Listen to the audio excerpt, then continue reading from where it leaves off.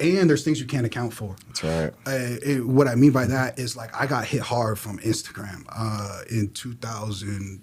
It was in 2022, September. They went and messed up their algorithm, like bad. I went from about 800,000 engagements a month to 80,000. It was like I might as well have died. Yeah. You know what I mean? Yeah. And you knew it was bad was like when Kylie Jenner was making comments about it. She's like talking about her engagement sloping off, and that girl's got like every follower. Yeah, you know. sure. So it was, you know, like things like that. That month, I went from like 45K that month to the next month. I broke like 18,000. I was like, what the hell? You know, still making all the bills, mate. But you know, it was just things like that you can't account for. Yeah. And so I was just trying.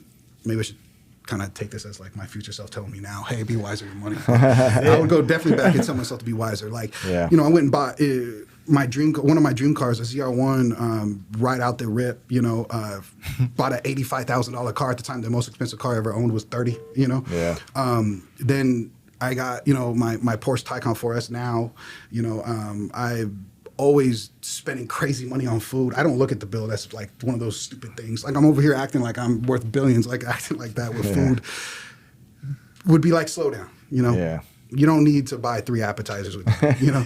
You don't need to go buy the Porsche yet, you know? And it's fun, don't get me wrong, and luckily I still can't afford it. It's not that it's a problem like that, but it's just like there's things I could be doing with the money I'm spending on that car, you know, and or stacking it or making sure, you know, certain things are That's a set up. business mindset, and that can't be taught. No. I mean, You learn, unfortunately, a lot of us learn through experience. Trial and error, Exactly. unfortunately. I mean, when you get that payment on that car that you really love and it starts tearing you a new one 6 months later, and you start thinking about what that money could have done to you and how it compounds and how it could go back into your business. I mean, that's real stuff. And unfortunately, like, I know I'm going off on a super tangent here, but I can't help but think I went to school and I learned Pythagorean theorem and mitochondria is the powerhouse of the cell and all this stuff. But they didn't teach me how to do my taxes. No, that's on purpose, bro. I'll tell you. Actually, that's another thing. I'll tell you one thing real quick. Go ahead. I was so embarrassed. Marvin, I never told you this. I don't think I've told anybody this. When we started our company, I got a giant checkbook, okay? And it was a business checkbook. I've only seen personal ones. They're like little ones. My dad would use it when I was little. I was like, what the hell is he doing? But it's this big one. It has all these pages, all these receipt stuff, all this stuff. And I had to pay a contracted worker for something. And he's looking at me. I'm looking at the checkbook. She doesn't know how to fill it out. I don't know how to fill this fucker out, dude. I'm like, what? How have I gone so wrong in life? I don't know how to. I'm a business owner in front of somebody who's waiting for. I don't know how to fill this check out. I shit you not. You know what I did? Handed it to him? Called my mom. I called my fucking mom, dude. I called my mom. I would have Googled a filled out, dude, like a no. photo of a filled out check. I called my mom and I at least went to the other room. I was like, Mama.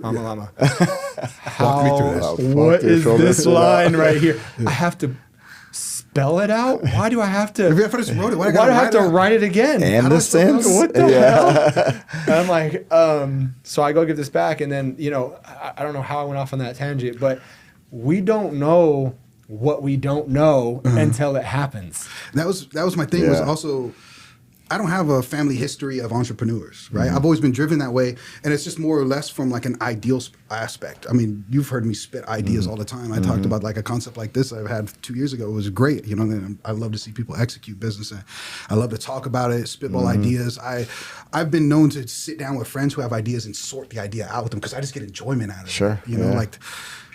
I don't know shit about taxes. I don't know how to file it right. Like, I don't know if I should be an S corp or an LLC. I have like a very base understanding of all this stuff, and I hate it. I hate doing that. So that's the other thing I was gonna say. If I can go back and tell myself something, it's also save for them damn taxes. Because the first time I got hit with taxes, because I didn't file for 2 years, my first 2. So then I get hit with, you know, having to pay quite a California pretty penny back. Ooh, and Cali. Oh gosh, the double whammy. That's twice as bad. And you know you've made it somewhere when you start having to pay quarterly taxes, because then the government is saying, hey, I don't really trust you to save this amount of money for the end of the year, which they're totally right in doing so. No one's going to just sit with that money like, okay, bye, because that hurts to give that up anyway. You got to write that $30,000 check. Oh. Yeah, I'd rather be splitting into 4 payments. Marvin and I's second year. First year was kind of slow. So in Marvin and I's first 3 years, we doubled our business every year. And I'm talking about doubled it end over end. Yeah. We got to the a point where we made $1 million a year in our third year. Yeah. When they when you guys announced you guys breaking 7 figures last year at the event, like, bro, I don't even know you guys. I was in the back of the room like hyped for you guys. I was like, I'd love to hear that shit. I get excited. It's cool, and it's nuts for us to even think about that because we came from a 1-room studio. Yeah, we didn't know what the future would hold.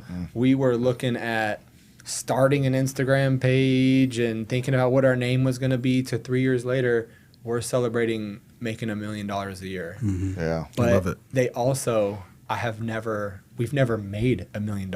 Yeah.